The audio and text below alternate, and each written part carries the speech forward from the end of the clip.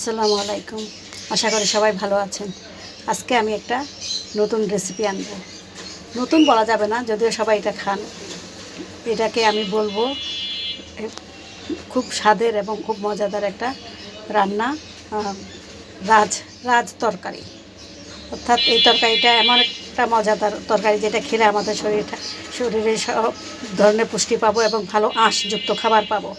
যে আমি আজকে রান্না করব লতি, এবং এটার জন্য আমার প্রয়োজন চিংড়ি শুটকি। অসম্ভব মজাদার চিংড়ি শুটকি। এই যে 100 গ্রাম চিংড়ি শুটকি নিয়েছে এবং এগুলোকে ধুয়ে বেছে পরিষ্কার পরিচ্ছন্ন করে সুন্দর করে আমি কিছুক্ষণ ভিজিয়ে রেখেছিলাম। তারপরে এগুলোকে আমি এখন রান্নার জন্য ব্যবহার করব। তারপর আরও লাগবে আমার হলুদের গুঁড়া, মরিচের গুঁড়া, আদা বাটা, রসুন বাটা, পেঁয়াজ বাটা, সব কিছুই আমার লাগবে। এবং লাগবে লতি। লতিগুলোকে আমি টুকরা টুকরা করে কেটে সুন্দর করে ধুয়ে রেখেছি।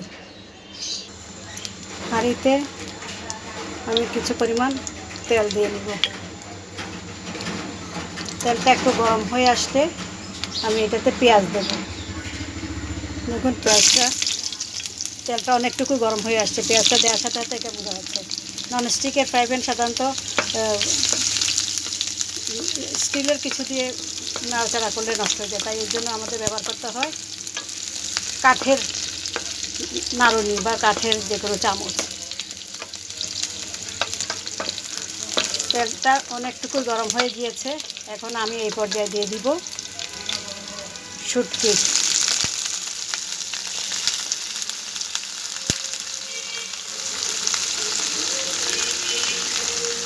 শুটকিটাকে আমি ভালো করে কিছুক্ষণ ভেজে নিব।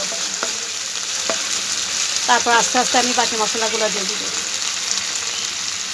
অল্প একটু আদা বাটা, একটুখানি রসুন বাটা, একটু পেঁয়াজ বাটা, একটু হলুদের গুঁড়া, রসুন কুচি, পেঁয়াজ কুচি,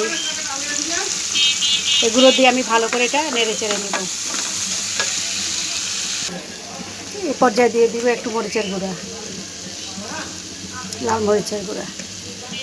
যে যেরকম খান সে একটুখানি সেই পরিমাণে দেবেন, বেশি দেওয়ার দরকার নাই। এই যে চিংড়ি শুটকিগুলো দেখছেন, এটা আমাদের ভাষায় বলে, আমাদের দেশের ভাষায় বলে ইচা শুটকি বা ইচাহুনি। চট্টগ্রাম কিংবা নোয়াখালীতে এটা ইচাহুনি বলে বা ইচা শুটকি বলে। খুবই সেন্টেড একটা শুটকি এবং এটা পাওয়াও যায় না খুব একটা বেশি, আর দামও অতিরিক্ত বেশি।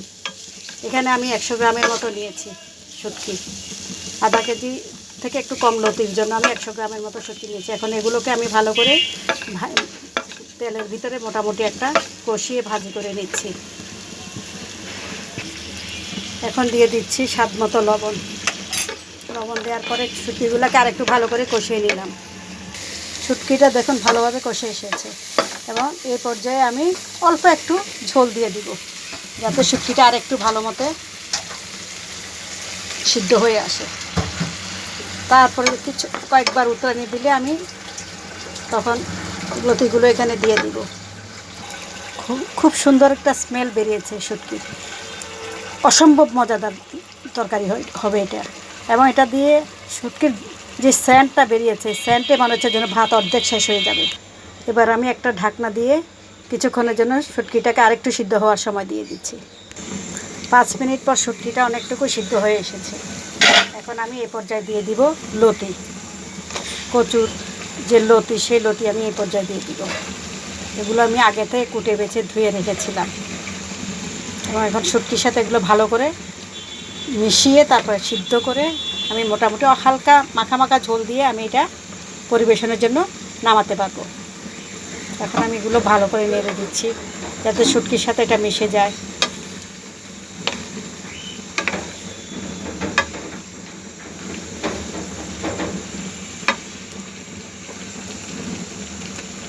এই পর্যায়ে আমি একটা ঢাকনা দিয়ে দিচ্ছি।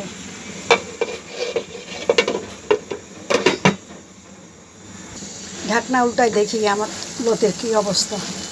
দেখুন আমার লতিটা, কচুর লতিটা চিংড়ি মাছের সাথে কচুর লতির যে কম্বিনেশান, এটা নিজে তৈরি করে না খাওয়া পর্যন্ত কেউ বুঝবেন না।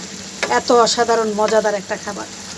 আমি এরকম মাখা মাখা ঝোল রাখবো, আর অল্প কিছুক্ষণ পরে আমি এটা নামিয়ে পরিবেশন করতে পারবো। হয়ে এসেছে আমার লতি। রাজার খাবার, রাজার খাবার, মানে রাজা যদি এটা না খায় তাহলে সে বুঝতে পারবে না যে মাছ মাংসের থেকে কত মজাদার একটা খাবার সে প্রতিদিন মিস করে যাচ্ছে। আর লতিতে থাকে প্রচুর পরিমাণে আঁশ। আর চিংড়ি মাছ তো সূর্যের দ্বারা শুকানো হয় এবং সেখানে সব সূর্যের সমস্ত উপাদানগুলো মাছ তার নিজের ভিতরে সংরক্ষণ করে রাখতে পারে। তারপরে আছে রসুন কাটা এবং পেঁয়াজ কাটা, রসুন বাটা, সব ধরনের এই যে আদা এবং মশলা দিয়ে, সব ধরনের মশলার জায়গাতে আদা, রসুন, পেঁয়াজ এই তিনটা হচ্ছে প্রধান। লতির জন্য এই তিনটাই প্রধান। বিশেষ করে বেশি করে রসুন কাটা দিতে হয়, কারণ লতি যদি গলা চুলকায় সেজন্য যাতে গলা না চুলকায়। এটা গলা চুলকাবে না, এটা সেরকম লতি না। লতি দেখে বোঝা যায় যে কোন লতিগুলো গলা চুলকাবে। এটা একদম দেশীয় লতি। আর আমি চিংড়ি মাছের শুটকি দিয়ে এটা সুন্দর করে ভুনা করে রান্না করছি। প্রচুর রসুন কাটা দেওয়ার ফলে এটা আর তেমন একটা গলা চুলকাবে না। আপনারা সবাই এরকম লতি তৈরি করে রান্না করে খাবেন এবং এটা ভাতের সাথে খেতে অসাধারণ, না খেলে বুঝবেন না। দেখুন কত সুন্দর হয়েছে চিংড়ি শুটকির সাথে লতির কম্বিনেশন। এই কম্বিনেশন অসাধারণ একটা কম্বিনেশন। প্রচুর লতি, অনেক মজাদার একটা খাবার এবং এটা প্রচুর আঁশযুক্ত এবং এটাতে আয়রন ও ক্যালসিয়াম প্রচুর রয়েছে। আমরা যখন এটা খাবো তখন এটার মজাটা আমরা বুঝতে পারবো। দেখুন রাজার খাবার, রাজা কখনোই যদি এটা না খায় তাহলে সে কিন্তু এটা থেকে মিস করবে। এত মজাদার একটা খাবার হয়ে গিয়েছে আমার লতি। এখন আমি এটা পরিবেশনের জন্য বেড়ে নিব। দেখুন প্রস্তুত আমার অসম্ভব মজাদার এই লতি।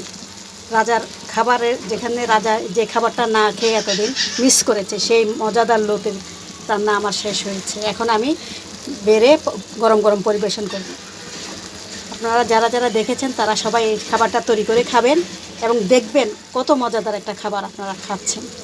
বিশেষ করে এই চিংড়ি শুটকিগুলো এত সেন্টেড চিংড়ি শুটকি, এগুলো দামও যেমন বেশি, পাওয়াও খুব একটা যায় না। তারপর খুবই মজাদার খাবার। আপনারা চাইলে আমরা এগুলো জোগাড় করে দিতে পারি। আমাদের ঘরানা পেজে নক করবেন, দেখবেন আপনারা এটা পেয়ে যাবেন।